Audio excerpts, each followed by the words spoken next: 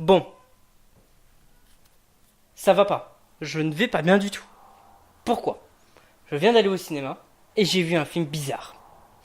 Si je vous dis que le film que j'ai été voir parle d'une jeune fille qui tombe amoureuse d'un animal.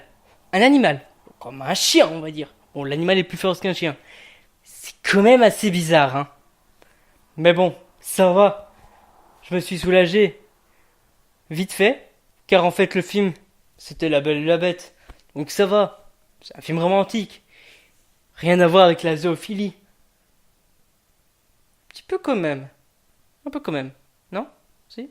Bon. Cette vidéo contient du spoil. Sortez de là. Sinon vous me tuerez de vous avoir spoilé.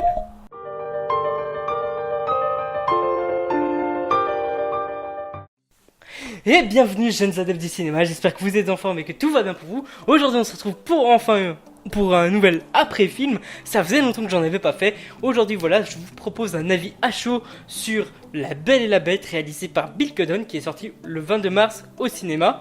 22 mars 2017, attention, ce film ne date pas d'un an ou il y a 2 ans, il est nouveau, enfin un nouveau de 3 semaines. Aussi bon, j'ai mis 3 semaines à le voir, et quand je suis arrivé dans la salle, il y avait personne.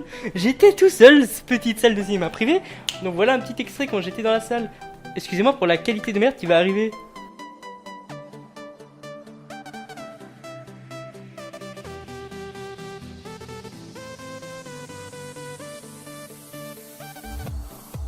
Voilà.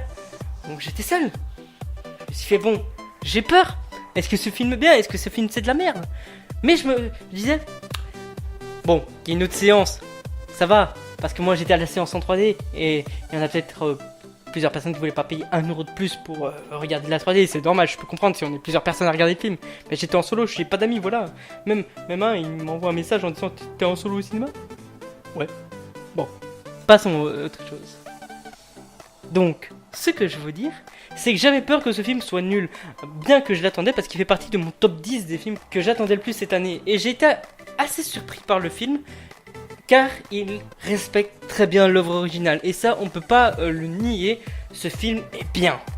La réalisation est superbe, les effets spéciaux sont magnifiques, beaucoup de choses m'ont vraiment plu dans ce film, mais... Et voilà, il fallait qu'il y ait un mais je n'ai pas... Je l'ai aimé, j'ai aimé le film, mais je suis pas sorti comme quand j'ai vu le dernier Harry Potter. Oh bon.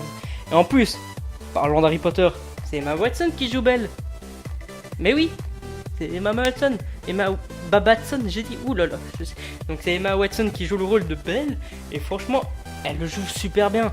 J'ai gravement aimé, de toute façon j'aime bien l'actrice Emma Watson. Pas parce qu'elle est jolie, il faut arrêter un peu, oh là là, j'adore son jeu d'acteur. C'est vrai qu'elle est craquante. Donc voilà, j'ai bien aimé le film, mais bon, c'est une adaptation d'un truc que j'ai déjà vu il y a des années cela quand j'étais gosse, donc je savais un peu comment ça allait se passer, mais beaucoup de choses m'ont agréablement surpris, heureusement. Exemple, donc voilà, j'ai été agréablement surpris par cette adaptation qui m'a bien plu, mais qui m'a pas plu autant que ce que je l'aurais voulu. Bien que ce film est très bien réalisé, et c'est justement ce que je peux pas reprocher au film, c'est que c'est magnifique, c'est artistique même. J'ai bien aimé la réalisation de Bill Condon sur ceci, le jeu d'acteur de Emma Watson pour Belle. Donc franchement j'ai bien aimé, et la 3D, waouh, rend le film magnifique. Et ça franchement c'est un truc que j'adore. Même la petite intro au début avec le château de la bête pour représenter le château de Disney, c'était bien stylé. Aussi ce que j'ai aimé c'est l'intro, donc quand on nous explique un peu. Par contre, j'ai un petit souci avec le début et la fin de ce film. Pourquoi? Au début, le prince a l'air d'un quarantenaire et à la fin a l'air de quelqu'un qui a 20 ans, 25 ans. Ou 30, allez, on va dire. Pourquoi un écart d'âge entre le début et la fin? Peut-être que la bête rajeunit à force, à cause de la malédiction, je sais pas. Mais bordel, on aurait dit que le mec, au début, était plus vieux que celui à la fin. Et ça, c'est extrêmement bizarre. Il y a une autre scène qui m'a choqué. En fait, vous voyez, le père de Belle est abandonné dans la forêt par Gaston. Et fou. Fou, c'est celui qui la campagne, quoi.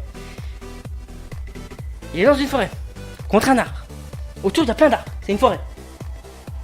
2-3 minutes plus tard, quelqu'un vient l'aider. Il n'est plus dans une forêt. Il est toujours sur un arbre, allongé. Mais les autres arbres ont disparu et c'est un champ. Bordel, mais c'est quoi ça?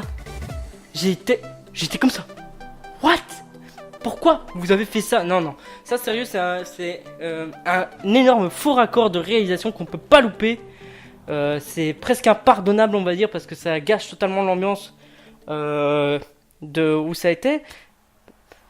Et c'est vraiment dommage, parce que je vous jure, il y avait plein d'arbres autour, et la scène suivante, il n'y en avait plus. C'est un peu du foutage de gueule. Je pense que Bill Condon aurait dû... et surtout en montage, normalement, ça se voit très très vite, parce que moi, je l'ai vite remarqué. Voilà, je sais pas, c'est extrêmement bizarre. Bon, c'est la seule faux raccord que j'ai trouvé. Bon, de toute façon, je suis pas très réceptif à trouver des faux raccords.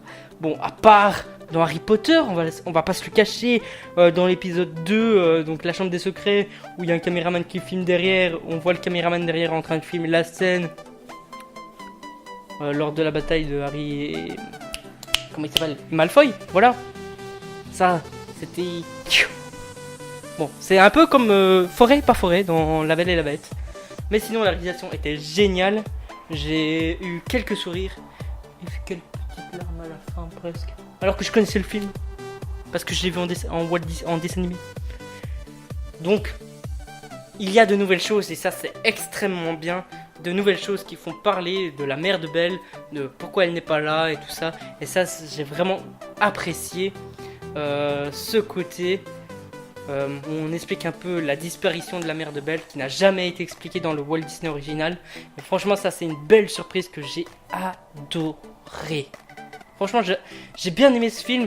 Je vous le conseille parce que j'ai entendu beaucoup de youtubeurs qui ne conseillaient pas ce film, qui préféraient peut-être voir l'original.